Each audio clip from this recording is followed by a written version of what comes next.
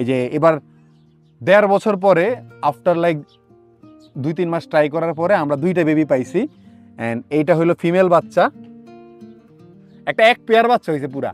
হ্যাঁ, ওদের এখনো যে পশমের কোয়ালিটিটা এখনো বোঝা যাইতেছে না, আরো কয়েকদিন পরে বোঝা যাবে, দেখবে যে একদম পুরা পশম হইয়া পুরা গোল হয়ে গেছে। হ্যাঁ, তখন দেখতে অনেক জোস লাগবে ওদেরকে। এই যে এটা হলো একটা ফিমেল বাচ্চা, ওর কানগুলো একটু কালো কালোর দিকে আসছে। আর এটা হলো মেল বাচ্চা, ফুল অরেঞ্জ। হ্যাঁ, র্যাবেটের ভিতরে অরেঞ্জ কালারটা, মানে এই কালারটা কিন্তু খারাপ, ওদের চেগায় গেছে কিরে বাবা, দেখায় তোমাকে।